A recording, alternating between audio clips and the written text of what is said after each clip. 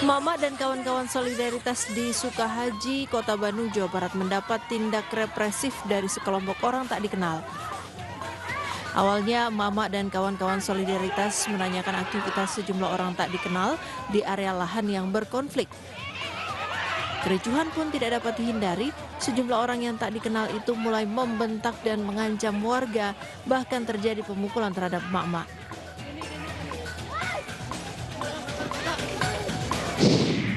Kejadian darurat apa yang dilaporkan? Kalau Pak, ini Pak ada orang masuk sumur Pak. Seorang warga Bogor, Jawa Barat tercebur ke dalam sumur dengan kedalaman 6 meter. Petugas damkar yang berada di lokasi berusaha mengevakuasi korban. Dengan alat khusus, tak butuh waktu lama korban dapat dievakuasi dalam keadaan selamat dari sumur.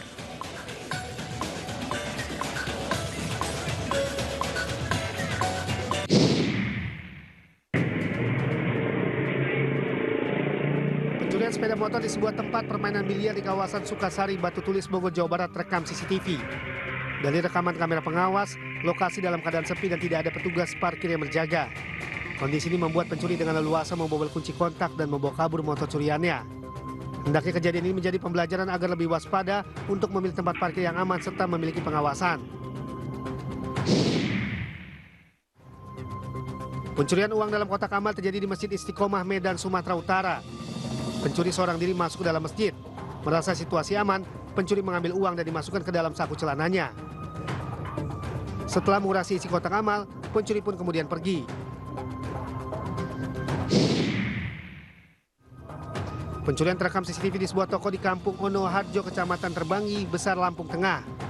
Terlihat dalam rekaman kamera pengawas, dua pelaku dalam melancarkan aksinya sepertinya tahu keberadaan CCTV. Agar tidak diketahui wajahnya, kedua pencuri ini menggunakan penutup muka dengan menggunakan kardus bekas dan plastik. Pencuri membawa kabur uang, beras, dan sejumlah rokok dari pemilik toko.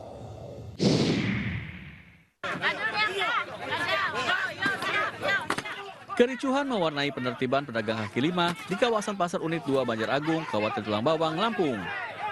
Kericuhan terjadi saat Wakil Bupati Tulang Bawang, Hankam Hasan, meminta sejumlah pedagang yang berjualan di bahu jalan dan area parkir untuk pindah ke dalam area pasar. Pedagang yang menolak direlokasi ke dalam pasar mengamuk hingga terlibat cekcok dan nyaris adu jotos. Penertiban dilakukan karena pedagang kaki lima dianggap mengganggu kenyamanan lantaran berjualan di bahu jalan. Pemerintah Kabupaten Tulang Bawang telah memberikan teguran lisan maupun tertulis agar para pedagang kaki lima berjualan di dalam area Pasar Unit 2. Sebenarnya mereka sudah sepakat mau masuk ke dalam, tapi ternyata mereka mungkin mencoba-coba lah. Emang nggak semuanya nurut, tapi biasalah manusiawi, ada yang mencoba-coba. Tapi alhamdulillah, insya Allah ke depan, mulai dari hari ini sampai besok dan seterusnya tidak ada lagi yang berdagang di luar. Dan itu kan kita jaga. Penertiban akan terus dilakukan untuk menjaga ketertiban dan kenyamanan kawasan Pasar Unit 2.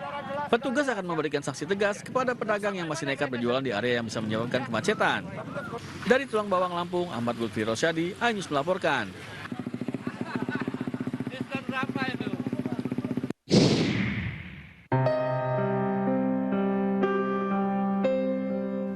Pemimpin umat Katolik sekaligus Kepala Negara Vatikan Paus Fransiskus meninggal dunia di Vatikan, Roma pada pukul 7:35 Senin pagi waktu setempat.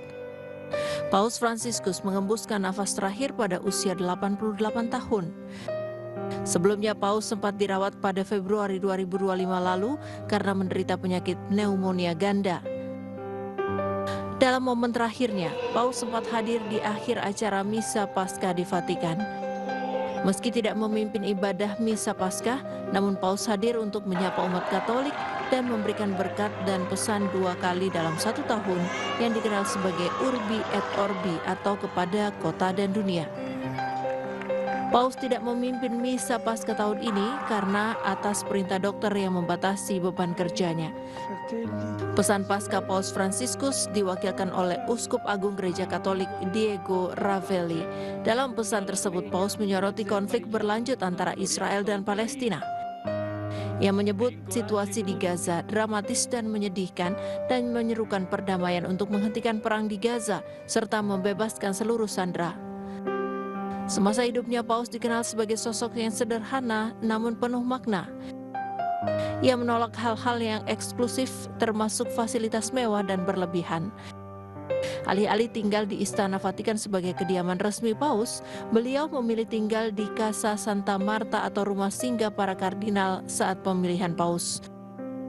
Ia juga sering mengundang masyarakat kurang mampu di hari ulang tahunnya. Saat berkunjung ke Indonesia, Paus lebih memilih menggunakan kendaraan minibus biasa, padahal mobil mewah sudah disiapkan oleh pemerintah Indonesia.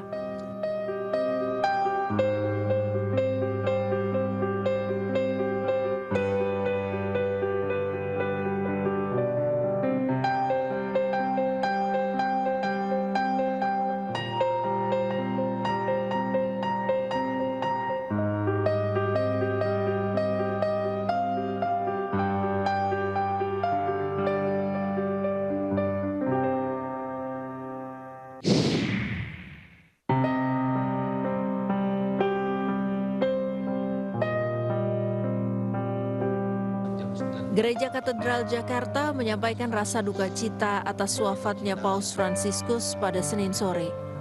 Rasa duka ini disampaikan langsung Uskup Agung Ignatius Suharyo di Gereja Katedral Jakarta. Uskup Agung Ignatius Suharyo mengenang sosok Paus Fransiskus sebagai seorang yang sangat sederhana. Selain itu, Uskup Agung Ignatius Suharyo juga mengenang pertemuan terakhirnya di Jakarta saat Paus Fransiskus melakukan lawatannya ke Indonesia.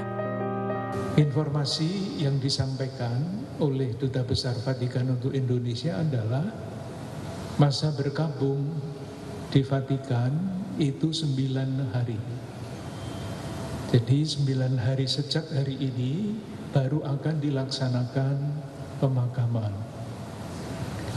Sementara itu pemilihan Paus yang baru itu mesti dilaksanakan 15 hari sesudah Paus meninggal. Sementara Konferensi Wali Gereja Indonesia KWI menyebut Paus Fransiskus dikenal sebagai pemimpin yang sederhana dan peduli terhadap kemiskinan, lingkungan, serta kaum disabilitas. Dan saya kira bangsa Indonesia yang pernah dikunjungi oleh Paus Fransiskus pada tanggal 3 sampai 6 September yang lalu sungguh ikut berduka cita. Bismillahirrahmanirrahim. Assalamualaikum warahmatullahi wabarakatuh. Presiden Republik Indonesia Prabowo Subianto menyampaikan rasa bela sungkawa atas wafatnya Paus Fransiskus. Prabowo mengatakan dunia kehilangan sosok panutan dalam upaya-upaya mendorong perdamaian, kemanusiaan, serta persaudaraan. Pesan kesederhanaan, pluralisme, keberpihakan kepada orang miskin, dan kepedulian Sri Paus terhadap sesama akan selalu menjadi teladan bagi kita semua. Selamat jalan Sri Paus. Pesanmu untuk menjaga kemanusiaan dan perdamaian akan selalu membekas di hati kita.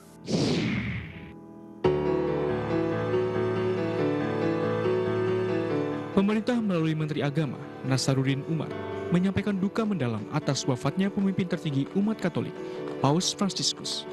Mendak sampaikan jasa dan persahabatan Paus kepada Indonesia tak akan terlupakan. Saya Nasaruddin Umar, Menteri Agama Republik Indonesia, juga Imam Besar Masjid Istiqlal Jakarta, mengucapkan duka yang sedalam-dalamnya atas wafatnya Yang Mulia Paus Fransiskus. Tentu jasa dan persahabatan beliau tidak bisa kita lupakan. Baru saja telah mengunjungi Indonesia, termasuk mengunjungi Masjid Istiqlal dan memberikan pernyataan bersama yang sangat mengglobal. Baru saja dipanggil oleh Tuhan Yang Maha Kuasa. Tentu doa kita semoga Yang Mulia mendapatkan tempat yang layak di sisinya sesuai dengan kebajikan yang telah dilakukannya. Dan bagi umat Katolik yang telah ditinggalkan oleh Paus Fransiskus, tentu kita ikut bersama-sama mengerti dan mohon kesabaran menghadapi cobaan ini.